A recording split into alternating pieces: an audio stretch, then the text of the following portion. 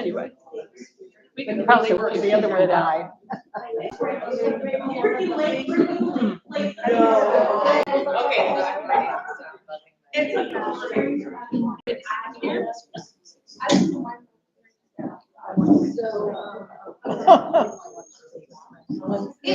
I know. I saw you look around and I had seen her leave, so. It's not.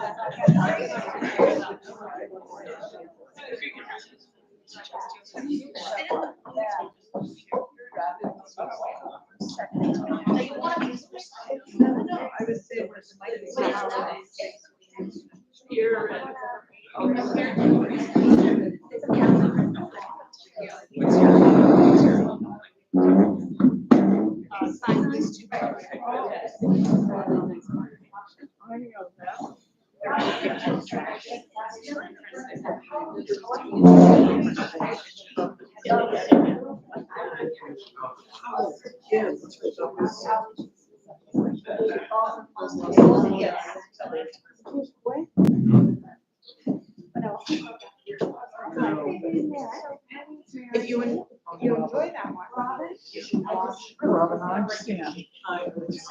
So don't get comfortable. Do put down your stuff, but don't get don't get comfortable. Stand up. And let's gather together in a circle.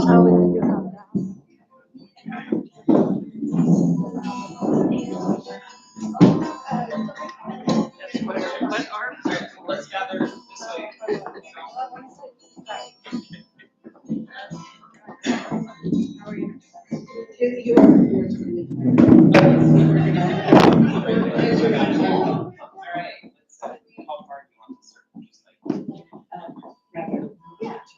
way.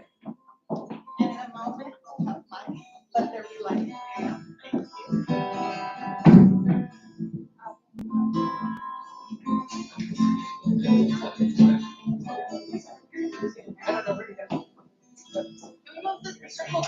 This way a little, to the left. Right now, you look like an invest. All right, there we go.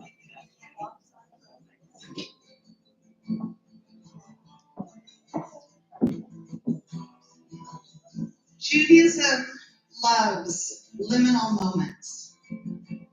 Liminal moments are those moments of transition and change, or leaving one thing and entering into another.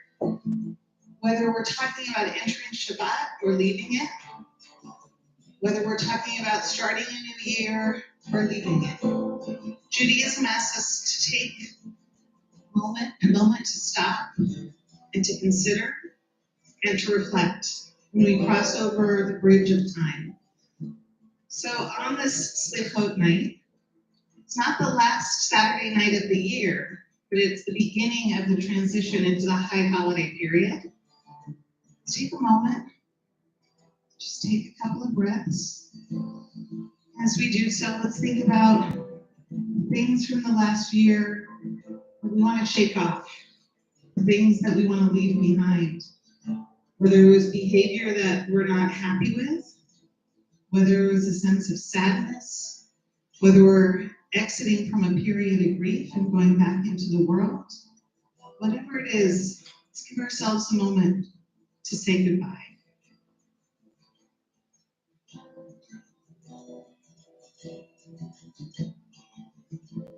Let us also look at the blessings of the last year. What are the things that we want to take with us? Did we improve on ourselves in a way that we're proud of? Did we make new friends? Did we try something new? What are the blessings that will help us as we enter into the new year?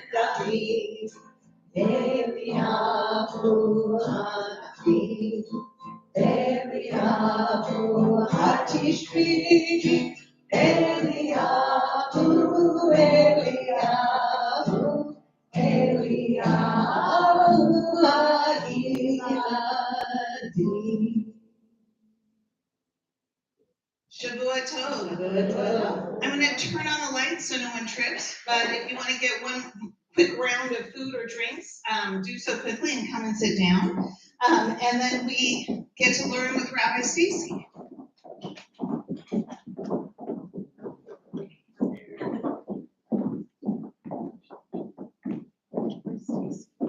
Rabbi, do you want me to turn it a little lower?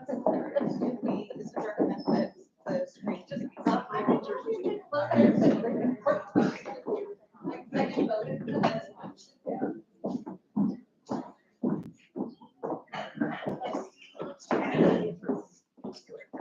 up.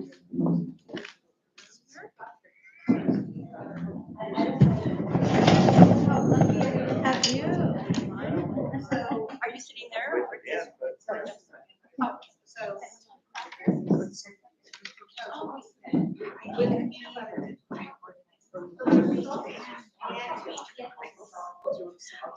it is Oh, those brownies. You like?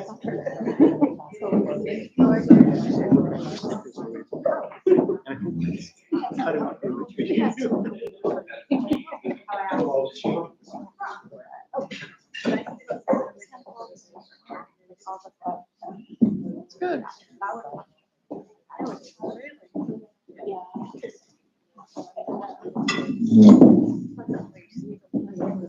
yeah, but that's okay.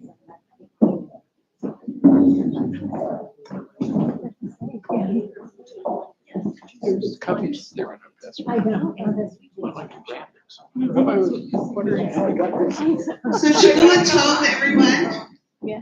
If you haven't had a chance to meet Rabbi Stacy Peterson yet, tonight's a great night to do so. She's our new Director of Lifelong Learning, and she is an utter delight. We are very, very lucky to have her. She's actually a native of Northern California. And for those of you who remember, well, you know, you were Newman, not Saratoga, not Swig, right? Swig. So she went to both Swig. I am old and middle-aged. She went to both Camp Swig and Camp Newman. She has been, our kids have gotten a chance to get to know her already, and she's been fabulous with our younger members, but her adult teaching is also quite delightful if you've had a chance to go to Torah Study yet, where she'll be teaching once a month-ish. We'll get on a regular schedule After in the high the, holidays. in the spring. So, have fun. I'm gonna put you on her capable hands. Yes. Can I give you this? Alright.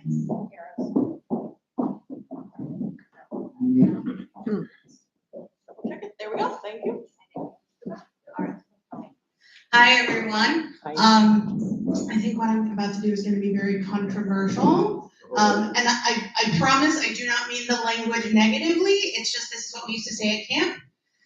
If you are not sitting as close as you can, you are doing the wrong thing. So if some people come, please populate this table. You're fine. I thought that's why it was controversial. No. You'll still be able to see it, and I have handouts for you in case you need it a little closer. So, come on up. All right, I tried. Okay, well, let's do this first.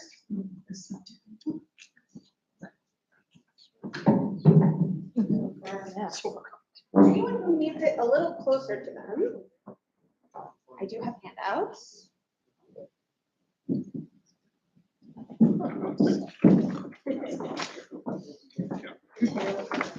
Take one and pass it around. Thank you. Take one and pass it around.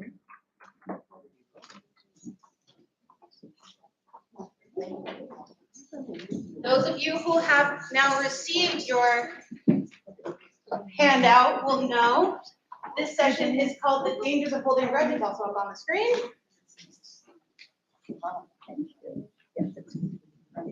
Okay. So, I have a couple rules to doing study with me. The first rule is, if you know what we're going to study because you've peeked ahead, no spoilers, please. Follow along with the teaching. If you know the story we're about to study, also no spoilers, please. But third and most important is please, please, please participate. The way that I love to do study, I love to ask questions, I love to have people analyze the text with me and really create community out of our learning together. So please participate as fully as possible. So the dangers of holding a grudge. No judgment. Who here has ever held a grudge before? Oh, good.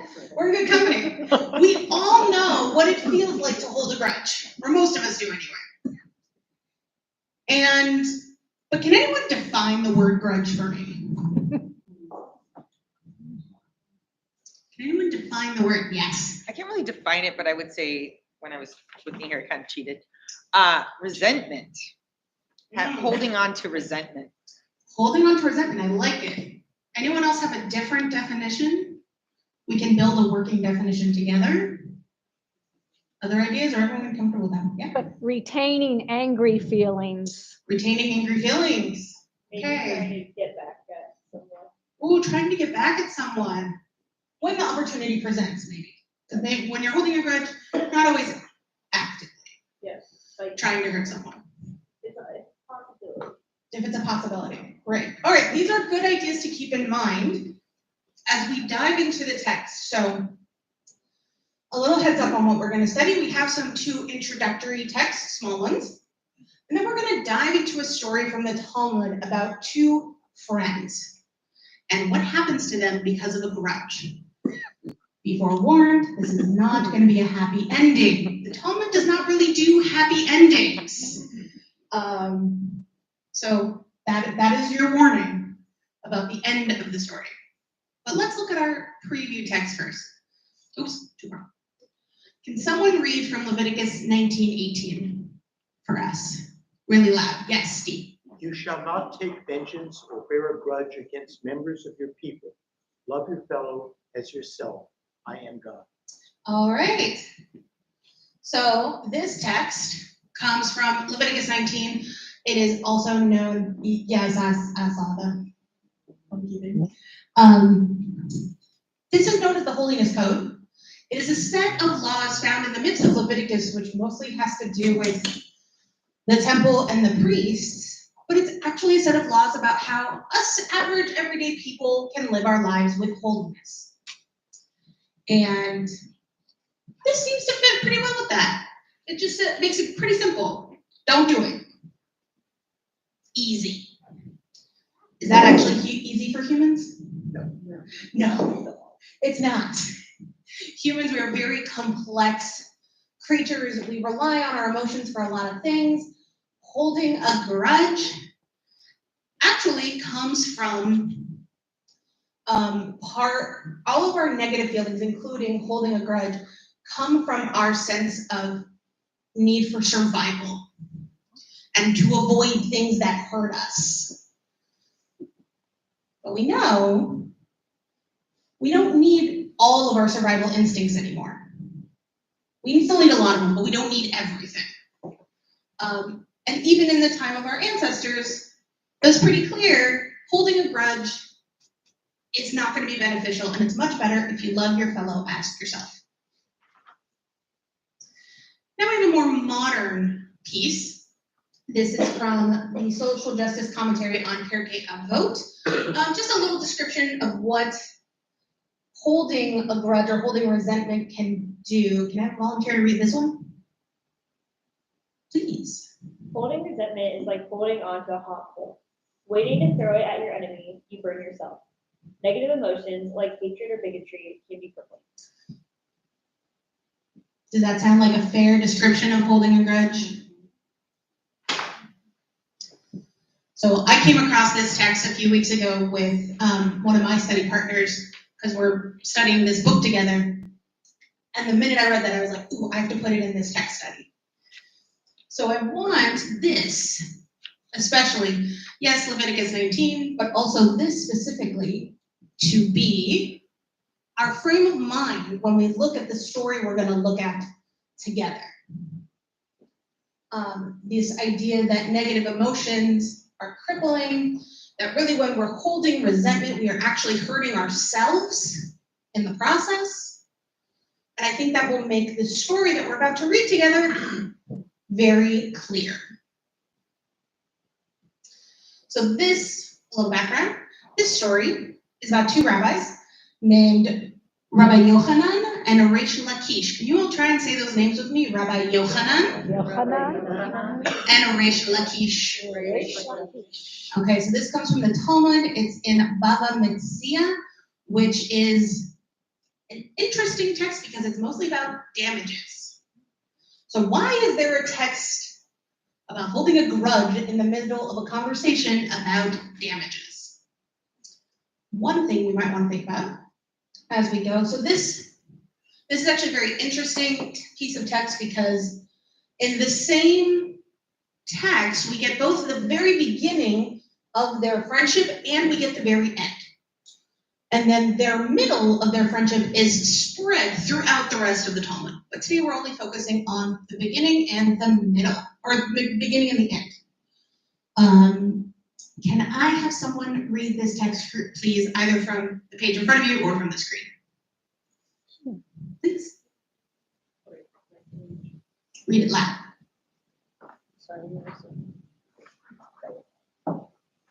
One day, Rabbi Johannan was bathing in the Jordan River. Reish Lakish, a bandit, saw him and jumped into the Jordan, pursuing him. Rabbi Johannan said to Reish Lakish, "Your strength is fit for Torah study." Reish Lakish said to him, "Your beauty is fit for women." Rabbi Johannan said to him, "If you make teshuvah and study Torah, I will give you my sister in marriage, who is more beautiful than I am." What a Hollywood meet cute we have here for two friends. So we have Rabbi Yochanan, who in another text is described as being like the most beautiful man of his generation. He's taken a bath in the Jordan, as you do. Reish Lakish, at this time in his life, he is a bandit. He's an outlaw, and all he sees is this very beautiful person. What do we think is going on in Reish Lakish's mind here when he sees this beautiful person? Maybe a little jealousy. What else might he be thinking? Maybe how he can take advantage of it. Ooh, take advantage. Maybe not even, maybe he doesn't even think it's a him. Maybe he thinks it's a her. He is said to be one of the most beautiful men of his generation. So Reish Lakish, this bandit, this outlaw, goes after him, and then they have this very interesting exchange. And Rabbi Yochanan, maybe in order to get himself out of the situation he finds himself in, says, "If you make tshuva and Torah study, you can marry my sister." How do we feel about that? Yeah. Reminds me of the situation with Abraham and Sarah. Ooh, say more, please. Well, he was in a situation where he felt threatened, Mm-hmm. and he basically gave over his wife to, I don't remember who it was to. Did it twice, actually. Twice. And both times he said, "Sarah's my sister." Yes. So this feels very reminiscent of a story that we know before from the Torah. But really, it's kind of a strange Hollywood meet cute. This is the beginning of their friendship. It starts really awkward. And here's the end of the beginning of their story. Reish Lakish accepted upon himself to study Torah. Rabbi Yochanan taught Reish Lakish Torah and taught him Mishnah and turned him into a great man. Eventually, Reish Lakish became one of the outstanding Torah scholars of his generation. So Reish Lakish has had this total life change happen to him in the course of a few lines of talk. He went from being a bandit, remember that word bandit, it's going to come up again, to becoming one of the outstanding Torah scholars of his generation. Sounds like a great high holiday story, right? Like, what better story could you get than someone who is living as an outlaw, sees the error of their ways, and becomes a fantastic Torah scholar? It's a perfect high holiday story. But as I said, this is only the beginning. We're now going to get into the end. Can I have someone read this part for us? Sure, please. One day the sages of the study hall were engaging in a dispute concerning the following teaching. With regard to the sword, the knife, the dagger, the spear, the hand sickle, and a harvest sickle. When are they susceptible to ritual impurity? It is from the time of the completion of their manufacture. Okay, so for those who have never studied Talmud before, the rabbis get into some very nitty-gritty details about every aspect of life. And here, they are getting into some very nitty-gritty details of metallurgy, making things out of metal. And this is the conversation going on for the day. And don't worry about the susceptible to ritual impurity part. That really, that's just another phrase for meaning when they have completed their manufacture, when they have been fully made as an item. But do we have a definition for when the completion of the manufacture is yet on the screen? No. No. This is where things are going to get interesting. Can I have another volunteer? Please. And when is the completion of their manufacture? Rabbi Johannan says, it is from when one fires these items in the furnace. Reish Lakish said, it is from when one scours them in water after they have been fired in the furnace. So this is one of those nice times the Talmud asks a follow-up question, and we have our two friends, Rabbi Yochanan and Reish Lakish, who have differing ideas about when a piece of equipment is finished being made. Rabbi Yochanan says when it comes out of the furnace for the for the final time, when it's had its last firing. And then Reish Lakish says, no, it's when you dunk it in the water after that last firing. So the timing's not so different, but the main difference in their teachings is when it's complete but still hot versus when it's complete and still cold. It's a very small difference, but as we're going to see, it's going to lead to something big.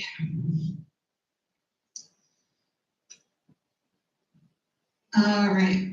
I'm going to read this one, so hopefully I can give them different voices, maybe. Rabbi Yochanan said to Reish Lakish, a bandit knows his banditry. Reish Lakish said to Rabbi Yochanan, what benefit did you provide me by bringing me close to Torah? There, among the bandits, they called me master, and here too, they call me master. Rabbi Yochanan said to him, I provided benefit to you as I brought you close to God, under the wings of the divine presence, under the wings of the Shekhinah. Now, as with many written texts, is there tone anywhere in here? Who knows? Well, the answer is a little yes and no. Who At knows? least for Rabbi Yochanan's first statement, there is no tone. We don't know, is he just kidding around with his friend? Is he really reminding him of what he used to be, which in Judaism we're not supposed to do? We don't know what Rabbi Yochanan's intentions are by his statement. Maybe he just is saying, oh, I defer to you because you did this when you were a bandit. You made things out of metal, so you have more knowledge than I do. But we can tell from what Reish Lakish says, does he take it that way? No, I see a lot of shaking heads, no. Reish Lakish really thinks this is a slight on his character. And Jewish tradition does tell us a person who has made tshuva, we are not supposed to remind them of the way they used to be before. It's an act of shaming them. And that's the way Reish Lakish feels. We can see that in his words, because he is saying, well, really, Yochanan, you didn't do anything so great for me. I was top of the game over there as a bandit, and now I'm top of the game here. I made a lateral move. But then Yochanan reminds him, but hang on, I did provide you something really important. I'm the one who brought you closer to God. Now, where do people think this story is going to go? Are they going to make up and be happy? Wouldn't make for much of a story. Wouldn't be much of a story if they did. Exactly. This is why Hollywood dramas have to be so over the top, because otherwise there wouldn't be much of a story. They learned it from our most ancient storytellers. So let's find out what happens next. Can I have someone just read the top paragraph? Volunteer. Please. Rabbi Yochanan was offended, which in turn affected Reish Lakish, who fell ill. Rabbi Yochanan's sister, who was Reish Lakish's wife, came crying to Rabbi Yochanan, begging that he pray for Reish Lakish's recovery. Did we expect the person to be offended? Did any of you expect the person to be offended to be Rabbi Yochanan? No, Who did you think it was going to be? Rich. Reish Lakish, which would have made total sense. But in fact, the one holding a grudge here is Rabbi Yochanan, because he feels like what he did in bringing Torah to his now friend was a much bigger deal than the way Reish Lakish was treating it. But of course, we know Reish Lakish was speaking from a place of, if he had just both taken time to conversate, maybe it would have gone better. Why am I hearing myself? Ryan is checking out the she's really these mics, like she should be able to hear me right now, even on Okay. This is so weird. This is so weird. Can I have someone continue as Reish Lakish's wife for us? Please. She said to him, "Do this for the sake of my children, so that they should have a father." Rabbi Yochanan said to her the verse, "Leave your fatherless children, I will rear them. I will take care of them." She said, "Do so for the sake of my widowhood." He said to her the rest of the verse, "And let your widows trust in me." So how is Reish Lakish's wife / Rabbi Yochanan's sister feeling at the moment? Scared she's going to be a widow? What else? Her children standing up for her. He's not standing up for her. Her children are going to be fatherless. She's stuck in the middle of their disagreement. She doesn't want that. Nobody wants that. And she can see what is going on has made not Rabbi Yochanan ill, like we read earlier, that when we hold a grudge, we hurt ourselves, but it's actually hurting her husband. Think about that. There are many rabbinic stories that talk about the strong emotions of the rabbis causing other rabbis to fall ill. Would any of us ever want to be in that situation? Yeah. Where the high emotions of another person made us ill? No. But it's a thing that happens in lots of rabbinic stories. And Rabbi Yochanan does something, before I editorialize her on it, what do all of you think of the way he responds to her?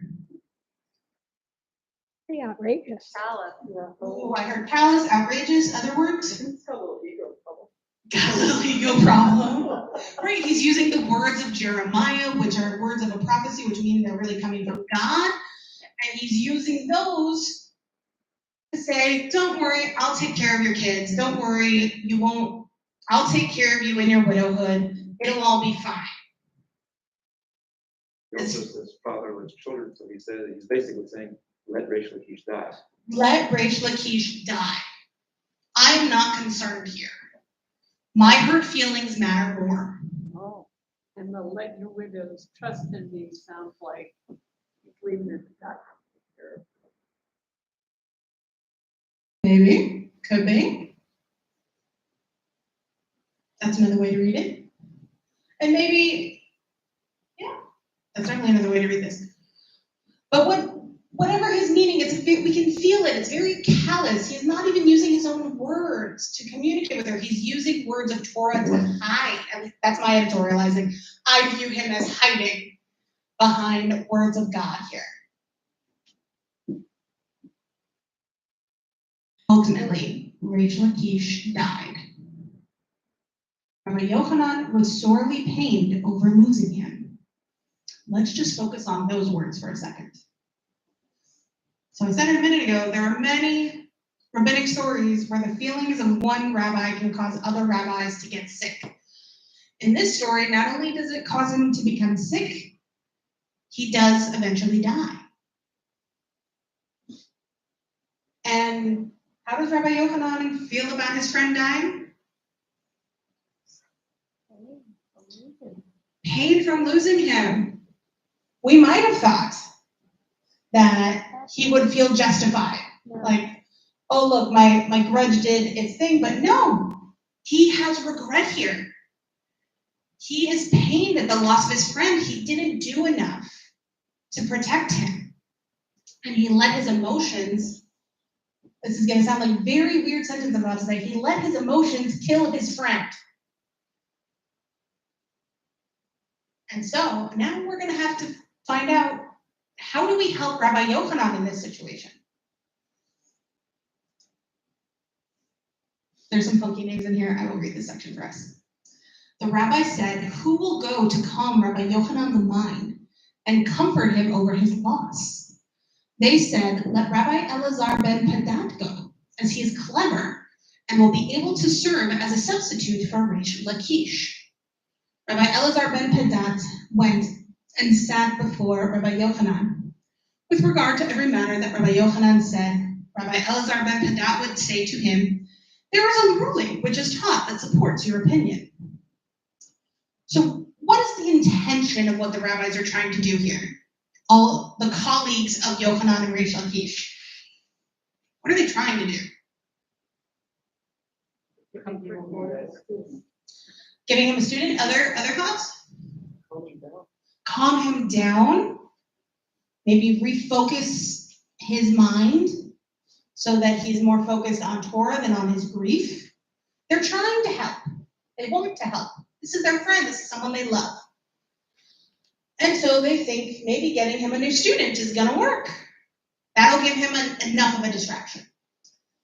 And the reasoning they give is that he's clever and that he should be a good substitute for Reish Lakish because he is clever.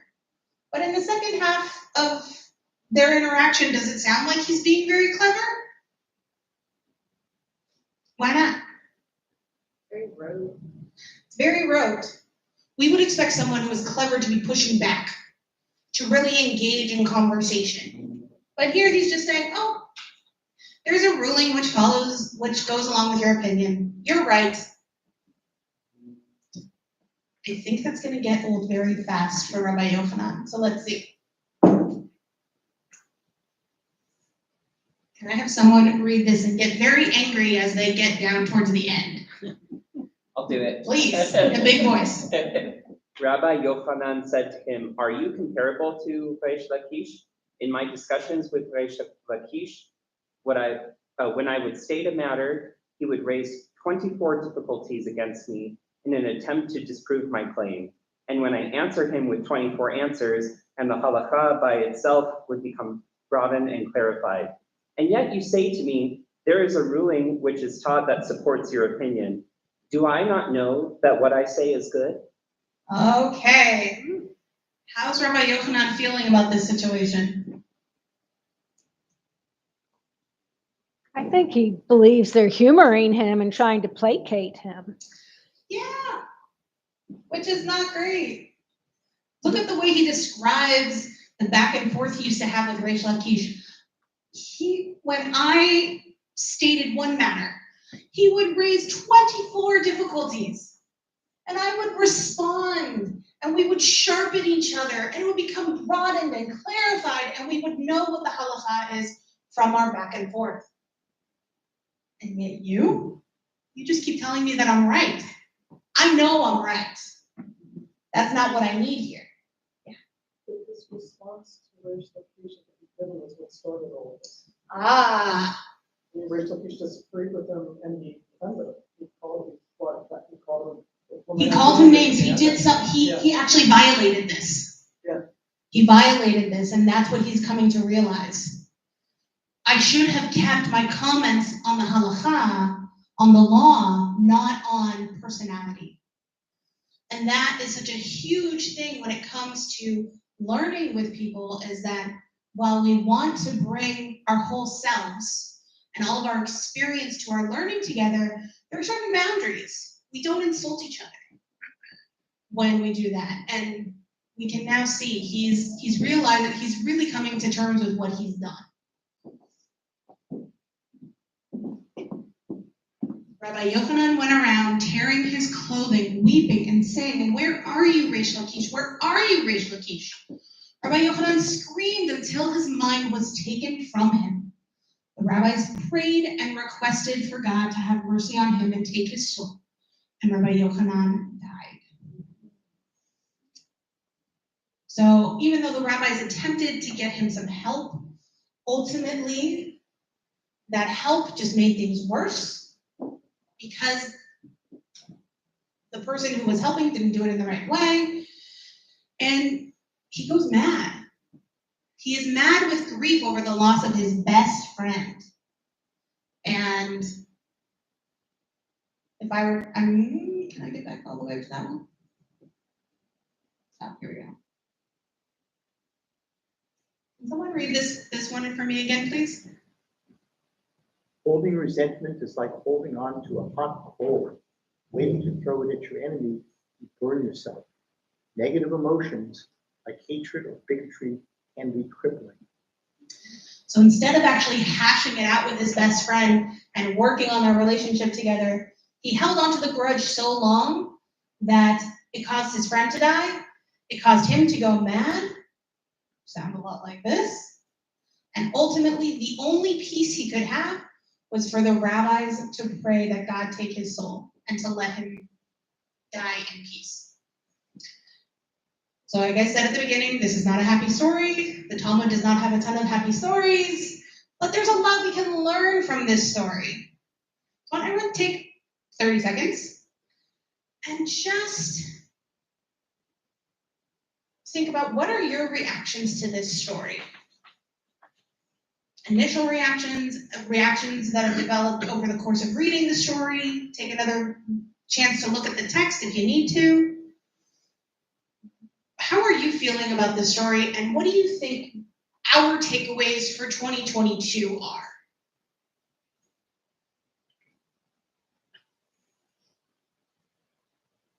When you feel ready, like you want to share, feel free to raise your hand.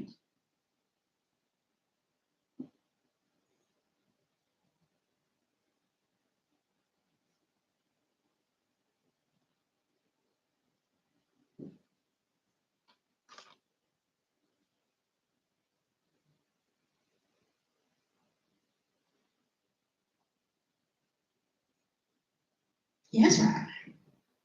So this particular bit reminds me of my siblings right now. We are, 3 of us have one worldview, and one of us has a very different worldview. And it has caused us to barely speak to the sibling who is different, and to text and only minimally at that. And it's very sad. And I think it probably hurts the 3 of us more than it hurts the one. Other thoughts? Yeah. To me, I'm not a rabbinic scholar or a high-ranked rabbi. This seems like the smallest disagreement ever. And to have all of this emotion around it, seems to be just blown out of proportion. I mean, these 2 guys die over this, and rabbis pray that one of them be put out of his misery. So I'm guessing that it means even very small things. Be careful how you think about this. Be forgiving. Try to see the other side, because it's such a minor disagreement they have. Yes, Rabbi. So Stan, Yes. the way the argument went, it reminds me more of a couple that bickers than friends. It's that, like, you could totally imagine like, that one little thing, instead of saying you're abandoned, it's that that one little thing that is just gonna drive your partner crazy. And that oftentimes marriage That never happens. That never happens here.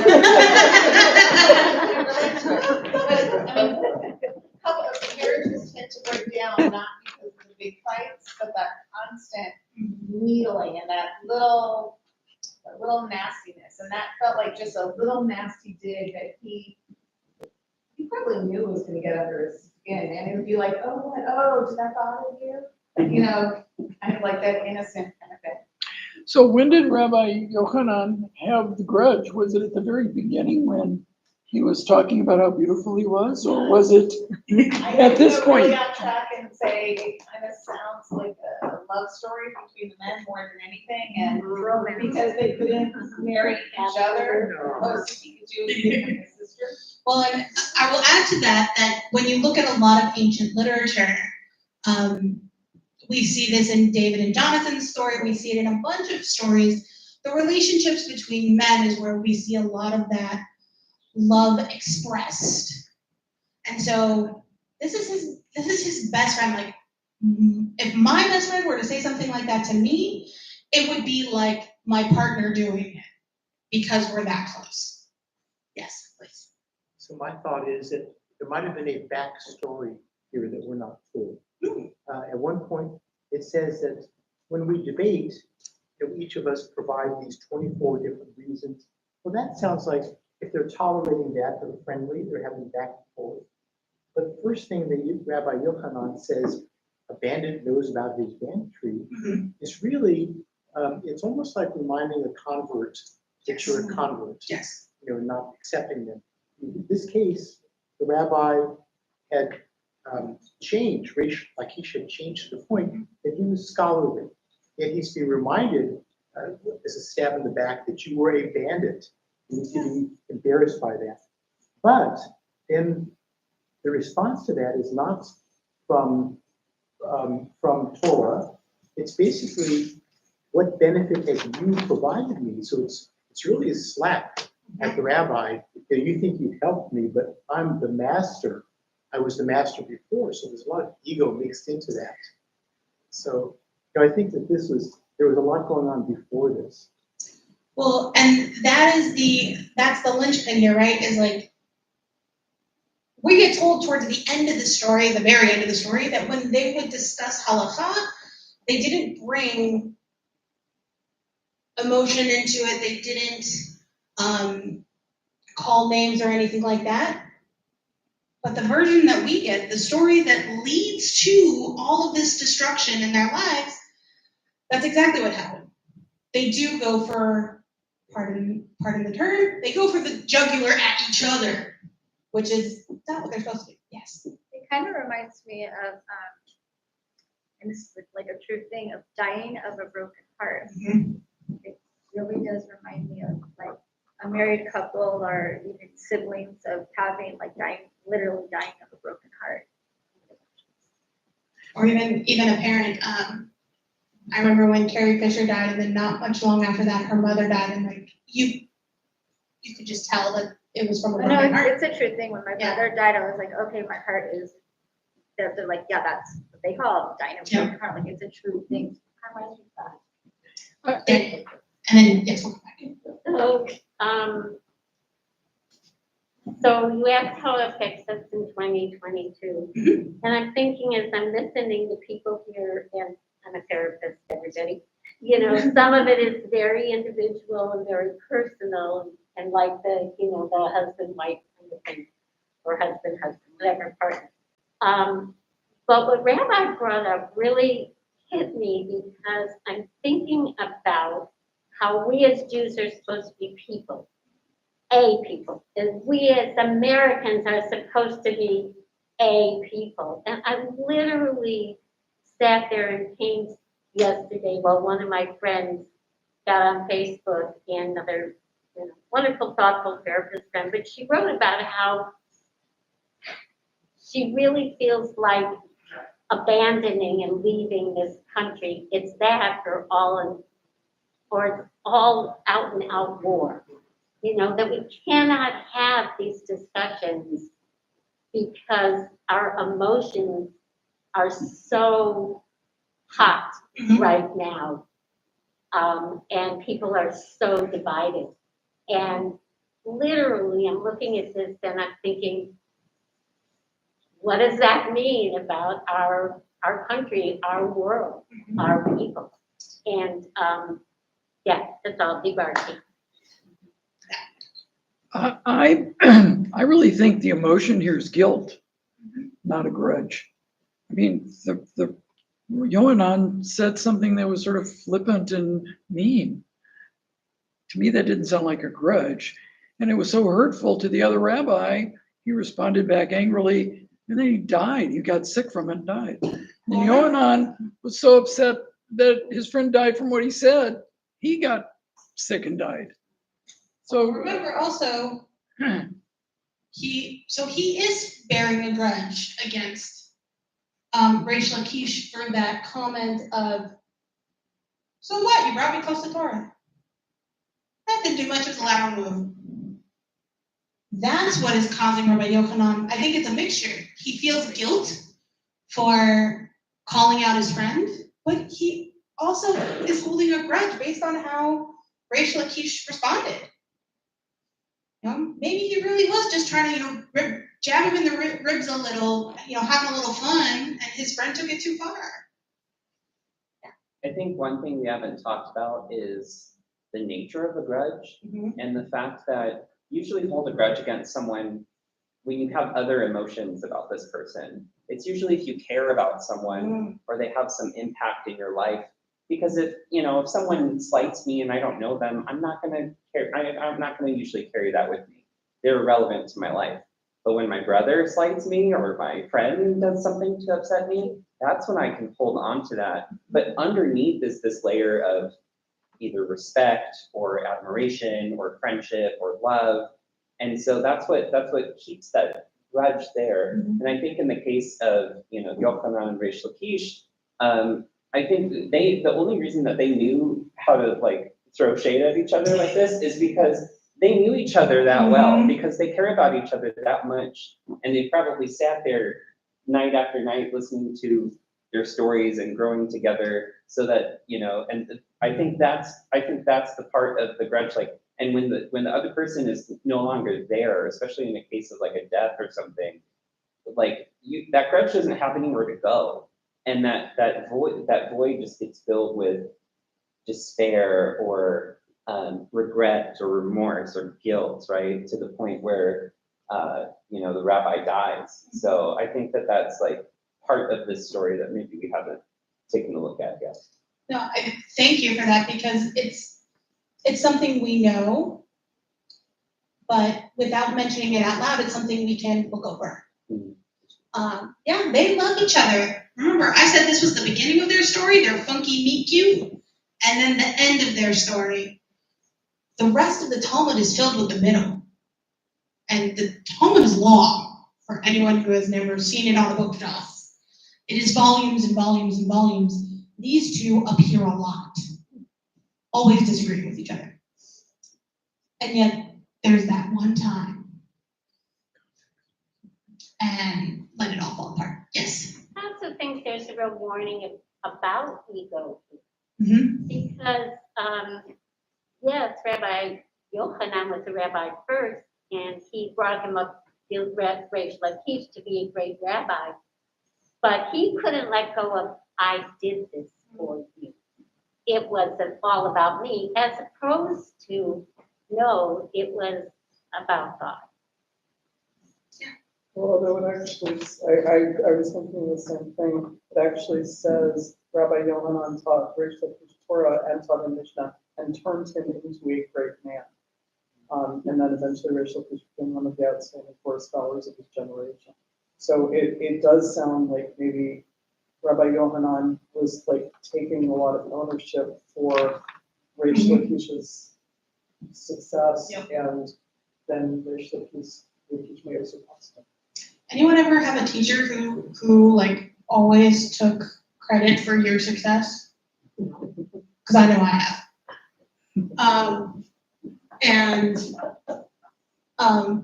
and there gets to a point where it's been forever since I've been her student, and I just think, I've done a lot of this on my own too.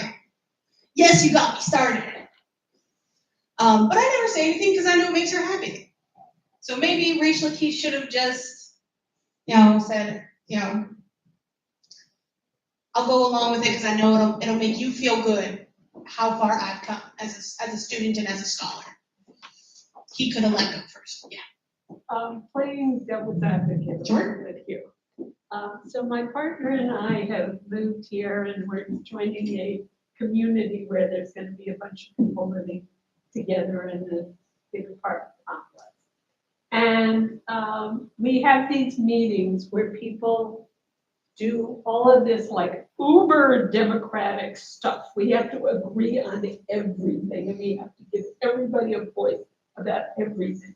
And it sort of drives us nuts because there doesn't seem to be a culture around the people who are not Jewish, and there's only 3 of us that are Jewish in the group, that it's okay to disagree sometimes. Yeah.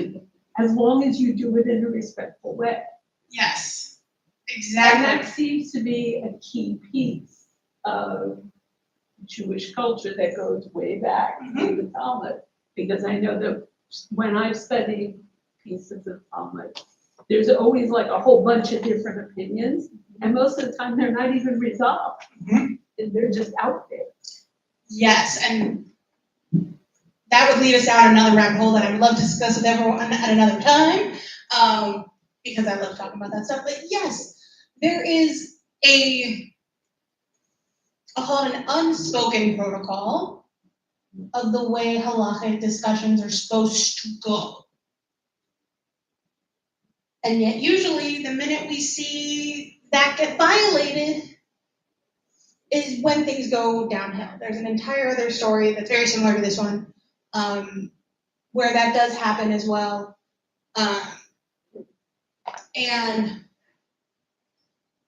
It just, the minute you bring in emotion or ego or anything like that, that's when things start to spiral. So any last thoughts on this text? Well, it seems to me that Rabbi Johannan, being the older of the 2, wanted the respect, admiration, recognition from his student. And when he was not willing to give it to him and to say, what benefit did you provide me by bringing me close to the Torah, that invalidates everything that he has done. And very often, as you get older, you want to take pride in those that you've mentored.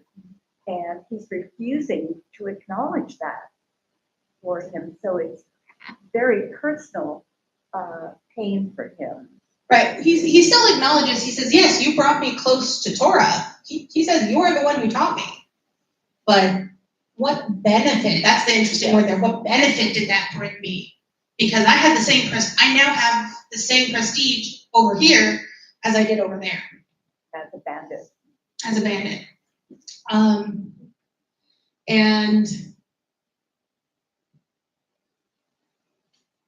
But yeah, all these emotions, yes, please. Did they ever resolve the issue of ritual purity for this? I do believe the law does in fact go with Rachel Lakish, just because in terms of metallurgy, it does make the most sense. Because when it's still hot and comes out of the fire, it's still pliable. But I don't know if they ever actually solve it in the Talmud itself, which is interesting. They just, or at least not in this spot, they probably discuss it somewhere else. But yes, they do in fact have a ruling on that, which is also interesting. It does follow Reish Lakish, who brought think about it, he brought his own knowledge to Torah, to the learning that all the rabbis were doing together. Rabbi Yochanan should have seen that as a benefit to them rather than something to kid around about. Yes. So, in effect, he was bringing the real world experiences, but the real world into what was a sacrosanct, somewhat closed way that the Rebbe was in. Okay.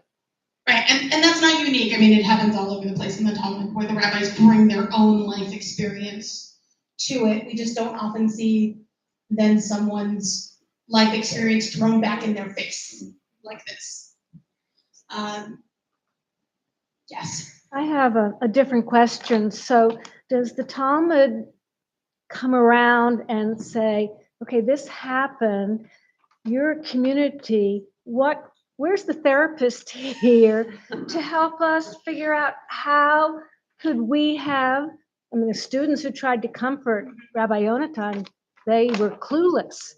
But we didn't get a resolution on, okay, you die, because this was so painful. Is there any conversation? That part is left up to us. And that's how we become part of the conversation that's been going on around this and many other stories for 2,000 years. Is that we are the ones who have to then look at this and say, how do we make sense of this story? How are we going to learn from it? You know, it's like looking at your older sibling and all the mistakes they made. How can you learn from their mistakes? Which, as the youngest child, that was definitely my life. How can we help Rabbi Alfie with her family?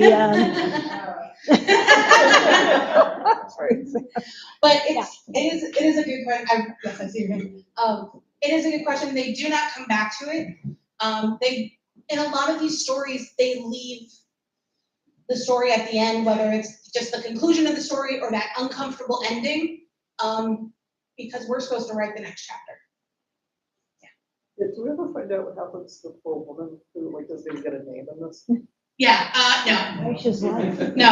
After the death of her husband and brother, no, we never hear from her again. She does come up in reference to some other conversations between the two of them. But no, unfortunately, the Talmud is in fact a text that was written by men for men and never intended for women to study it. But that doesn't mean we can't. Doesn't mean we can't rewrite it either. Well, we're not going to rewrite it. We're going to add to it. We can't rewrite it. Reinterpret it. Reinterpret it, add to it. Not rewrite it though. So I do love this story. I know it's strange to say that about a story where two guys die at the end. It's a story I love. But I love it because it's so rich in its human potential. Earlier you mentioned this seems so like such a small thing. They're rabbis, but remember, rabbis are just people. And I love that our rabbinic stories include them being very human, and that we can learn both from their teachings, but also their lives and their mistakes. And this is one of many stories that lets us do that.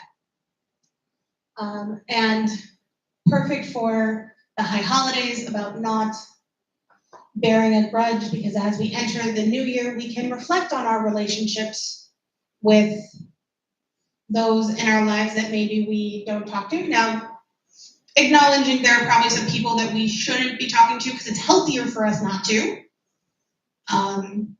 But especially for the people that we love, not letting those little things, or they seem big in the midst of the argument, but things that are truly actually little things, tear our relationships apart and learn to do better than Rabbi Yochanan and Reish Lakish.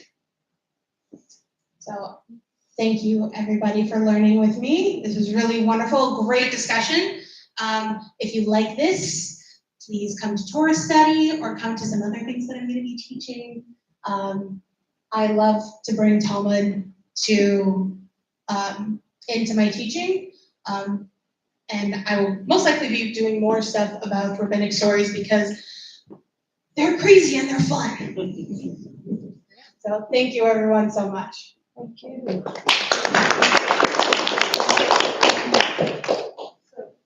We actually have a lot of time. Yeah. You didn't tell me I was supposed to plan for an hour and 45 minutes. So yes, because the home service starts at 10, so we actually have like another 30 or 40 minutes. So Everyone get more food, please. we can get more food, we can chat, you have 2 rabbis, you can ask all the questions you've ever had about the high holidays. Yes. Oh. Go for it. Well, because it was something that you did before. When you were putting out the Havdalah candle, this was in my mind, when you were putting out the Havdalah candle and wine, you held it up in front of the microphone, like the sound had meaning. So at Havdalah, we activate, At Havdalah, we activate all of our senses. You know, we taste the sweetness of the wine, we breathe in the spices, we feel the warmth of the candle. And so I like to also hear the crackle of the candle and the wine, because it's like you could hear Shabbat leaving.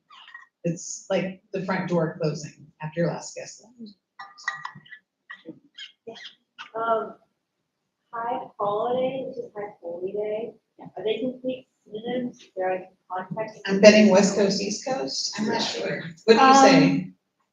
I didn't hear the question. High holidays versus high holy days. So it's spelled holiday, but holidays tend to infer, ooh, this is fun. And these are more high holy days in the sense that they're more serious. Well, sometimes you know, Right. high holy day. Yeah, no, it's They're yummy, nor thinking- it's, I think it's a holy day makes more sense. holy day makes more sense based off of the Hebrew name, which is Yamim Noraim, the days of awe. But I think it's actually more of a generational thing. Like it's like the pendulum. There's in some generations they usually say high holy days. Well, now I think it's just a big mix. I think people are trying to bring back high holy days rather than high holidays. Because when I was a kid, it was high holidays. I just say whatever's easiest. But I think people are trying to be a little more intentional about it and bring back high holy days as the nomenclature. I think there may be some, not just generational, but streams of Judaism, where Reform went to holidays. To me, it makes more sense to say the high holy days, because it comes at the same time of year as Halloween, Thanksgiving, and Labor Day, which are holidays. So to separate it and reclaim it in the spirit of Judaism, it would be high holy day. That's for me. Yeah, so find the one that feels right. Other questions we can attempt to answer? I was talking to a Jewish woman today, and she said, you know, it's very hard to be a Jew. And I asked her why. And she said, well, because this time of year, temples get attacked. And can you explain that? So first of all, I think I'm pretty sure there's actually a Yiddish saying that it's hard to be a Jew. It sounds better in Yiddish, but. Or at least with a Yiddish accent. Yeah. Yeah, that's part of when people convert to Judaism, we're supposed to push them away going, really? Like, do you really understand what it means? And like the final questions of conversion, like basically indicate, like, there's a lot of anti-Semitism in the world. Are you sure you're gonna stick with us no matter what? So I do think there's more anxiety this time of year. And that's more of a recent thing. I mean, when I was growing up, well, actually 90s when I was growing up, when I first started here, our campus was wide open. And the biggest concern about people walking in was not that they were strangers, but that they didn't pay for the tickets for high holidays. I mean, the issue was more revenue than safety or security. So yeah, I think it is hard to be a Jew. Whether you're in Israel or here, there's no place where it's easy to be a Jew. Here it's hard because most of us live outside of big major Jewish centers. So it means you can't necessarily, the whole world doesn't go on our schedule. We're clearly on a Christian calendar, not a Jewish calendar. But in Israel, it's also hard because you're where people hate you. So Yeah, I mean, I think that's always been our story. But hard doesn't mean bad. And I think it's important. America likes things to be easy and equates easy with good and not necessarily looking at what is meaningful. But if you look at the things in your life that you value the most likely they were things that you had to work at and you had to earn it. We've always had that phrase, even long before security risks. It's hard to be a Jew. You have to pray 3 times a day. You have to wear a kippah over your head all the time for them. You have to go to synagogue Friday night and Saturday morning. It ruins your whole weekend. You can't have cheeseburgers. You got to follow kosher. All of just the religious aspects. There's 613 and Don't add. you know what I mean? So when they said, because I knew that as a 3-year-old, I had always heard the phrase, it's hard to be a Jew, is that there is that antagonistic perspective as well, but just the things you have to do, the praying and you have to wear the tzitzit and you have to do this and do that and all of the various holidays that you have to fast 3 times a year. Nobody else had to fast, right? So No, Muslims. It might be harder to be a Muslim. yeah, but we never knew about them. They were It might be. so. Don't you think maybe as much as that was being said as maybe a complaint, it was also being said as hey, look, we do all this is why we're so much better. There's also that element of the parent saying, no one said life was going to be fair. You know, somebody is complaining. Yeah. A comment on that. When we lived in Fresno for 4 years, and I taught Introduction to Judaism there, and a lot of the students came from evangelical or Mormon backgrounds, and it was really interesting sort of listening to their perspective on religion versus ours. And one of the things I said to them is that Judaism is not so much about what you believe, it's about what you do. And even if you're not super frum and you don't wear tzitzit and you don't keep kosher and all of that stuff, there are values that you are expected to do out there. It's not just about what you believe. And I think that's one of the pieces that some people think is hard about Judaism. Well, and along those lines, I think one of the things that's hard, so my sister's a fundamentalist, born again Christian. She sees the world in a very black and white way. I firmly believe that people who are attracted to any form of fundamentalism find comfort in the clarity of living in a black and white world. There are very clear do's and don'ts.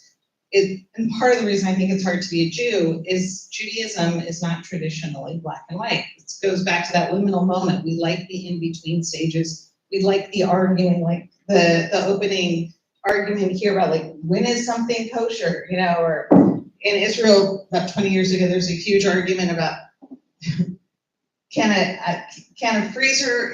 refrigerator still kosher if it makes ice on Shabbat? I mean, like, it sounds insane, but It's an automatic action. right. But it tells you that's part of the hardness in Judaism is we're constantly looking for answers, and then once we find an answer, we still say, well, that's the answer for now. That may not be the answer later. Like, so the Talmud reporting the minority decisions. And I think that's part of the hard thing about being Jewish. It asks you to constantly think. Speaking of fundamental Christians, I had a set of Jewish grandparents, I had a set of fundamental. And to me, believe it or not, more than going to a synagogue and worrying about, oh my gosh, am I gonna blow up? It was scarier actually growing up with that. Okay, if you have someone that's gay, well, they're going to hell. Or you don't do everything they say, well, you're going to hell. And if you don't do what we want, then we're gonna kind of banish you because we don't want you dragging us to hell with you, was much scarier than thinking, oh, it's a building, because at least I know, okay, if it goes, I'm not going to hell. Okay, that's what I was gonna say. One of my favorite things that Ezra said was, as a kid, he was told at his elementary school by another kid that he was gonna go to hell, and his response was, jokes on you, we don't believe in that. Other question. A holiday related? Is anyone, Diana? speaking of, it's hard to be a Jew, is anyone nervous about coming for high holidays this year? No, that's good. Are you all planning on coming for high holidays? But I know people who still aren't coming. Because they're nervous about the crowds? Is it COVID related or other related? No, one of them is a mother who's in hospice. Okay. And They need it's to be just. careful. So you all know that we are live streaming all this, except for Toshli and family services, everything will be live streamed. So I just want to make sure we don't lose you before the service. Do you have questions about Slichot itself and why we're doing it like a week and a half before Rosh Hashanah? Do you have any questions like that? What? But we've always done it the Saturday before the. We always do it the Saturday before Rosh Hashanah, but Rosh Hashanah is not this Sunday night, it's No. next week. As I explained to my friend over here, it's always the Saturday before the week.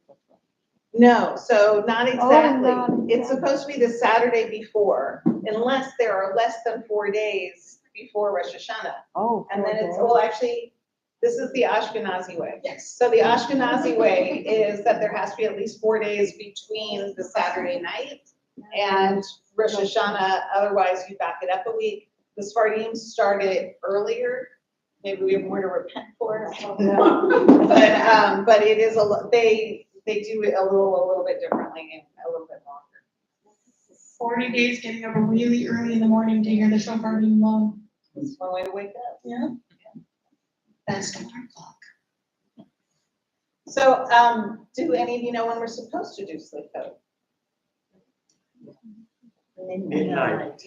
Yes, this is one of the things I love about Reform Judaism. We're just very practical, like, yeah, no one's gonna come at midnight. It'll be fine, it's midnight someplace in the United It's States. midnight somewhere else. Yeah. Then you'll be arguing whether it's midnight when you start this midnight or that.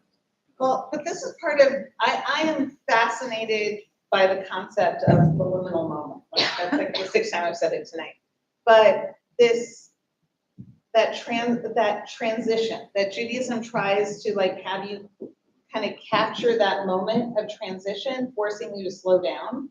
And so like midnight in English, we'd call it like the witching hour.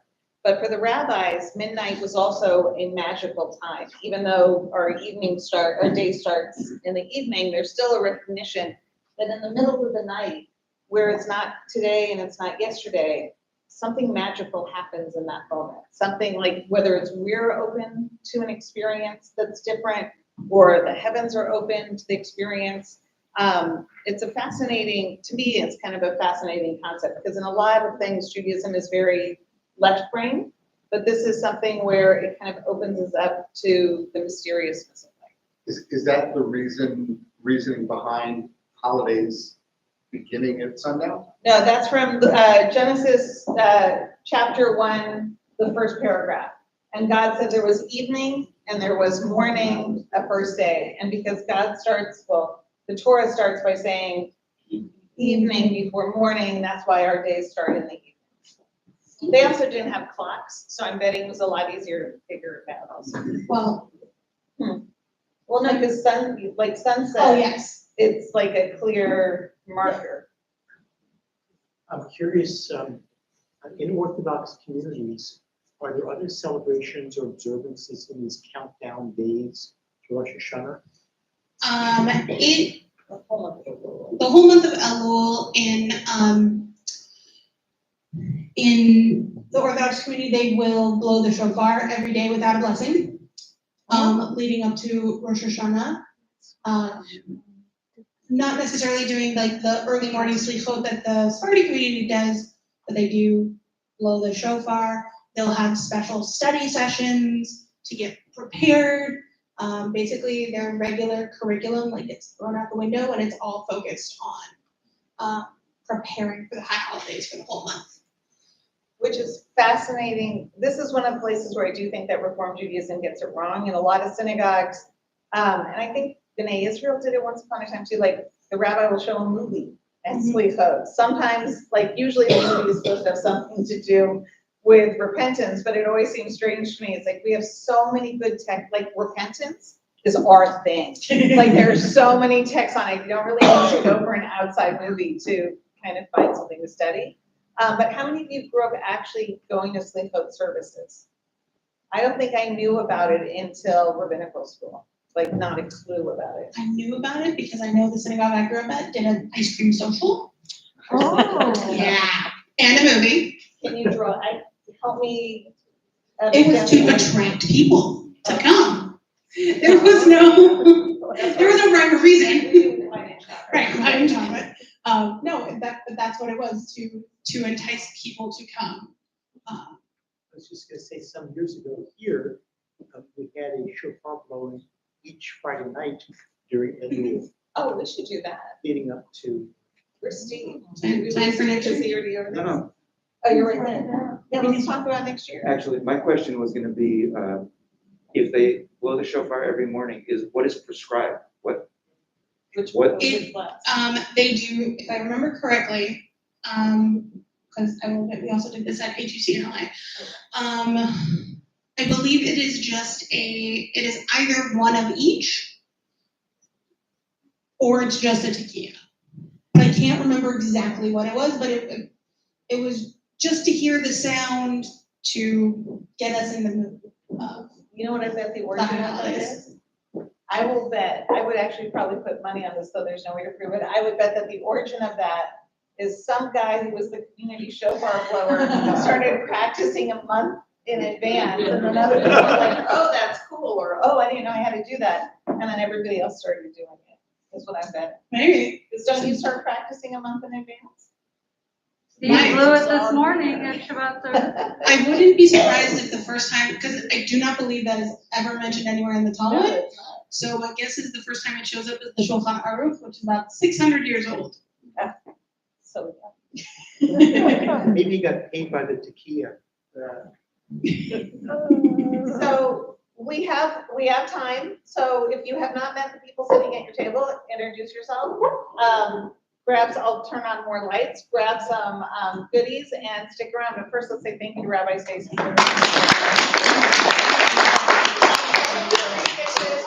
Rabbi Stacy, you could turn off the mics and the live stream. Feel free to ask your questions. Yeah.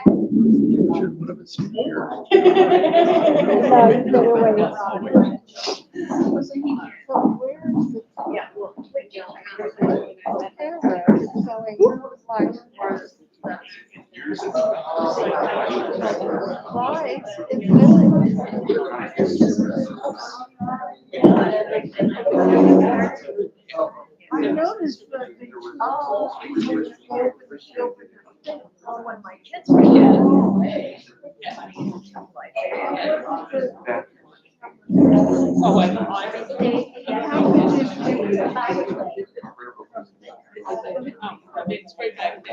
Yeah, I figured you did. It's a very popular story. I know, very popular. This way. This way. This way.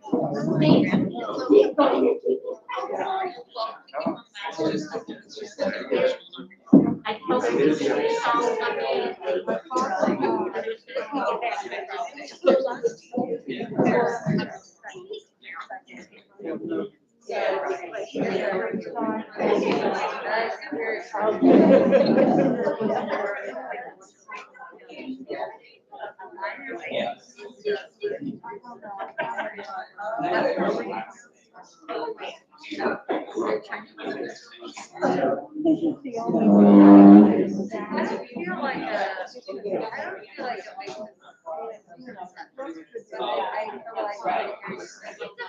told like my grandmother,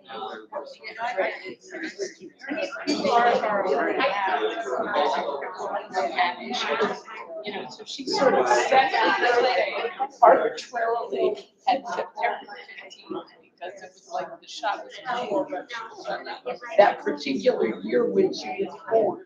And so she kind of referred to that. Yeah.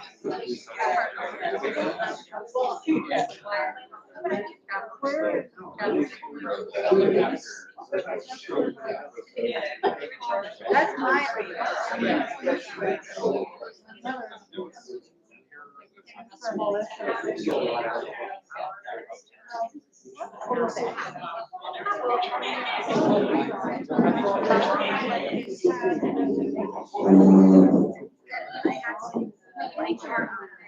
I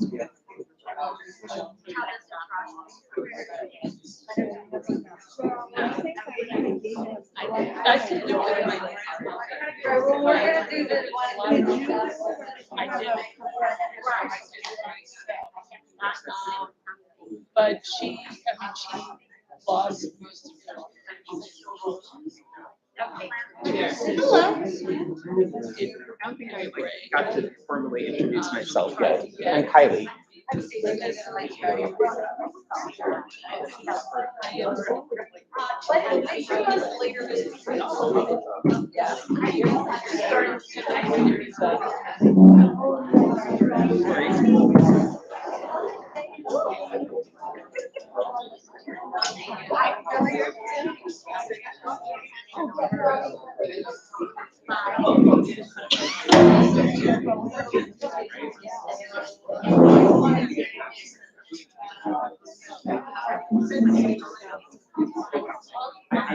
He actually knew somebody.